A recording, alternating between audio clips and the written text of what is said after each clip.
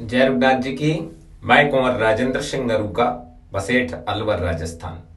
जैसा कि कई दिनों से मेवाड़ महाराणा के राज तिलक पर चर्चाएं हो रही हैं और बहुत सी बातें निकलकर सामने आई हैं। बहुत सी बातों की बहुत से लोगों को जानकारी है और बहुत सी बातों की जानकारी नहीं है।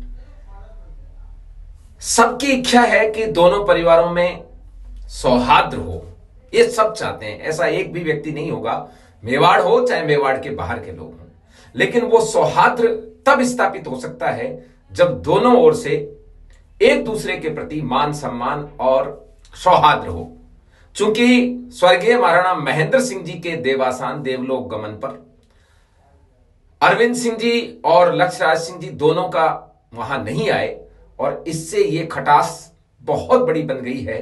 क्योंकि खुशी में किसी के जाओ मत जाओ कोई बड़ी बात नहीं है, लेकिन छोटा भाई बड़े भाई को सबको यदि प्रणाम करने नहीं आए तो वो वैसा ही है जैसा एक पुत्र पिता के सबको प्रणाम करने नहीं है। हालांकि कल और परसों के इंटरव्यूज में उन्होंने भावुकता से बताया है कि वो इसलिए नहीं आए थे कि साहब पहले उनके बड़े पापा ने, ज्येष्ठ पिताश्री ने उनकी जब दादी यानी अरविंद सिंह जी की और महेंद्र सिंह जी की माताश्री का जब देवासान हुआ तो उनको सूचना दी थी, लेकिन वो ये भूल गए कि वो उनकी माताश्री थी और सूचना के उस समय साधन नहीं थे, इसलिए फोन करके ही सूचना दी जाती थी। अब की बार आपको सूचना नहीं मिली हो ऐसा है नहीं, क्योंकि इस बार सारा की सारा सोशल मीडिया को इसकी जानकारी मिल चुकी थी। क्योंकि स्वर्गीय महाराणा महेंद्र सिंह जी का 10 नवंबर को देवलोक गमन हुआ और उनकी अंत्येष्टि क्रिया और उनका दाग दान जो है वो 11 तारीख को हुआ। पर्याप्त समय आपके पास में था, लेकिन फिर भी आप नहीं आए। एक सुंदर तस्वीर हमारे को देखने को मिली है, जो देखिए किस तरीके से, कितनी सुंदर तस्वीर है ये जो सामने हम देख रहे हैं।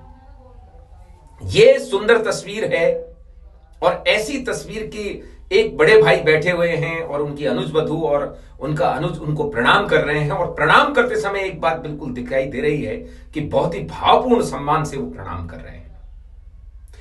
अब कब का फोटो है ये कोरोना काल में एक विवाह हुआ था जो झाडोल के राज राणा जी के यहां उनके पुत्र युवराज सिंह जी की शादी का विवाह है और उदयपुर के किसी होटल का ये सीन है।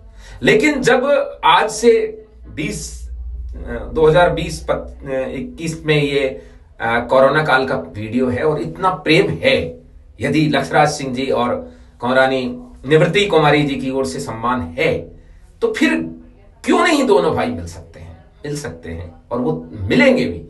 लेकिन उससे पहले, मिलने से पहले इन बातों को क्लियर करना जरूरी है कि इनका जो कोर्ट का डिसीजन हुआ, जिला कोर्ट का, वो डिसीजन ये हुआ है कि 4 हिस्से होंगे। एक हिस्सा लेट महाराणा भगवत सिंह जी का, दूसरा हिस्सा महेंद्र सिंह जी मेवाड़ साहब, महाराणा स्वर्गीय महाराणा साहब का, तीसरा हिस्सा अरविंद सिंह जी का और चौथा हिस्सा उन दोनों की बहन है योगेश्वरी देवी जी का।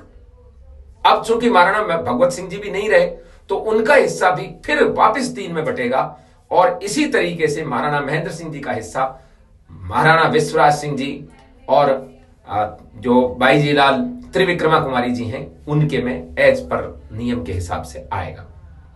अब यहां यह बात समझने की जरूरत है कि जब अब राज तिलक हो गया है, सारी बात हो गई और सब ने, पूरे देश ने उनको महाराणा मान लिया है, तो लक्ष्यराज सिंह जी को भी इस बात को समझना चाहिए था, कि परिस्थिति को भी समझना चाहिए था और इसको समझते हुए उन्हें धूनी दर्शन के लिए स्वयं अगवानी करनी चाहिए थी। जब इस तरीके से एक बार फिर आप देख लीजिए इस होटल वाले वीडियो को, जिस ढंग से यहां वो सम्मान कर रहे हैं वो और उनकी कमरानी साहब, यदि इसी ढंग से वो महाराणा साहब का उस दिन सम्मान करते और धूनी के दर्शन के लिए लेके जाते तो मैं कहता हूं कि ये लक्ष्यराज सिंह जी के लिए बहुत बड़ा अच्छा काम होता।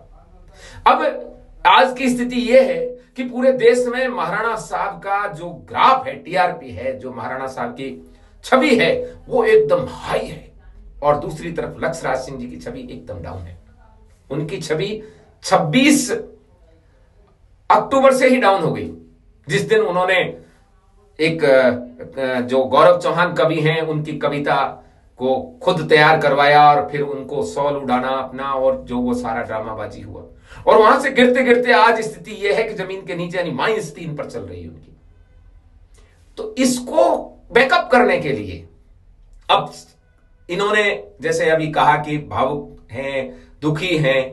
अरे क्या बात कर रहे हो, निमंत्रण थोड़ी दिए जाते हैं अंत्येष्टि क्रिया में। हमारे यहां तो ये रिवाज नहीं है, कहीं और रिवाज हो तो पता नहीं। लक्ष्यराज सिंह जी किसी दूसरी सभ्यता और संस्कृति से पढ़ लिख कर ये सीख के आए हों कि अंत्येष्टि क्रिया के लिए निमंत्रण का यदि वो प्रतीक्षा कर रहे थे, तो ये क्षत्रियोचित या भारतीय सनातनी संस्कृति में इसका कोई हिस्सा नहीं है। और फिर चलो मान लीजिए ये तुम्हारी बात मान ली भी जाए कि साहब आप तो इसलिए नहीं गए, तो आपका ट्विटर रील जो बार बार बनती हैं वो भी सब रुक गई। उन पर भी आप ये चीज संवेदनाएं व्यक्त नहीं कर सकते थे। आप ये भी आके लाइव आके नहीं कह सकते थे कि मैं अपने ज्येष्ठ पिताश्री के दर्शन करना चाहता हूं, लेकिन ये क्या सही रहेगा या कुछ रहेगा, मैं जाऊं नहीं जाऊं, मैं जाना चाहता हूं, कोई तो चीज तो व्यक्त करते। ये तो जब विरोध हुआ है ना आपका, तब आप इसको मेकअप कर रहे हैं। और यदि आप इसको मेकअप कर रहे हैं तो ये मेकअप होगा नहीं। मेरा यही अनुरोध है कि अब भी कुछ नहीं बिगड़ा है। देखिए, युद्ध के रास्ते रहते हैं तो संधि के भी सदा रास्ते रहते हैं। आप आगे बढ़कर अपनी ये जो चीजें हुई इनके लिए आप कहें कि ये सब गलत हुआ और क्षमा चाहते हैं, ऐसा नहीं होना चाहिए था। और आगे बढ़कर आज भी जाकर आप अपने ज्येष्ठ भ्राताश्री को संभालें और उनको अनुज की तरह रहें। जब आप ये मानते ही हैं कि सभ्यता, संस्कृति और राज तिलक की परंपराओं को आपने माना है और उसके आप हिमायती हैं, महाराणा बने हैं, इसके हिमायती हैं, आप पाक दस्तूर के हिमायती हैं, तो फिर कोई बात ही नहीं रह जाती ऐसी। फिर सिर्फ कोर्ट में केस है और वो केस निपटेगा, सब दुनिया को पता है न्याय ये होगा। आप जिस वसीयत का हवाला देते हैं इस पर मैं एक दिन पूरा अलग से विस्तार से बताऊंगा। मेरे को इस केस का भी और महाराणा महेंद्र सिंह जी और लेट महाराणा भगवत सिंह जी के बीच के क्या कारण मनमुटाव के थे वो भी, कौन सी शादी की बात है, किस विवाह के कारण ये हुआ वो भी।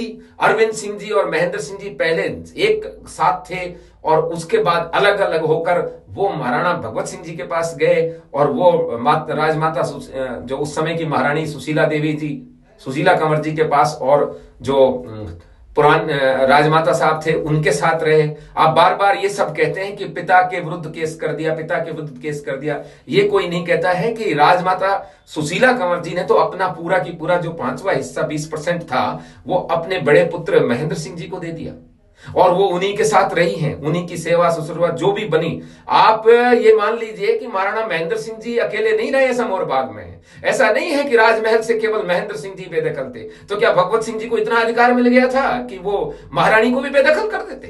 क्या उनको इतना अधिकार था कि वो अपनी मां को भी बेदखल कर देते? ये सब के सब समौर बाग में महेंद्र सिंह जी के साथ विराजते थे और वहीं अंतिम समय तक रहे हैं। इसका मतलब बात कुछ और है और उस बात को बाहर ना निकलवाया जाए तो मैं ठीक रहेगा, नहीं फिर बात भंसाली तक जाएगी, ये पीछे तक जाएगी, लीला भंसाली तक बात जाएगी और वहां तक इसे ना ले जाया जाए तो ही इसमें ठीक है।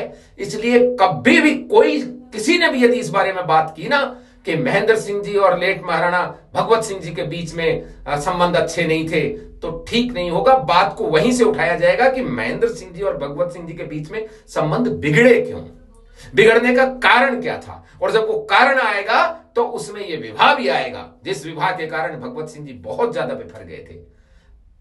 बस इसको यहीं रखें। पर मेरा अनुरोध यही है कि अब अपन इसको मिल बैठ करके कोर्ट के जरिए जो फैसला होगा उसको, या बाहर समझाइश के जरिए इसके फैसले को मान ले। समझाइश तो आप बहुत लोग बहुत बड़े हैं, किसी की समझाइश मानेंगे नहीं, क्योंकि जब आपने अभी नहीं मानी, भेंडर महाराज की नहीं मानी, सलूमर रावत साहब की नहीं मानी, जिनके पुरखे मानते आए हैं, तो फिर और किसी की समझाइश तो आप मानेंगे नहीं।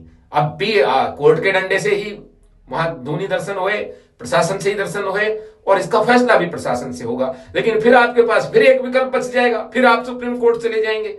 तो मेरा कहना यह है कि इस बार हाई कोर्ट से फैसला हो जाए, उसको फैसले को लागू करके दोनों परिवार साथ रहें, उसी में सबकी भलाई है। जय रघुनाथ जी की जय।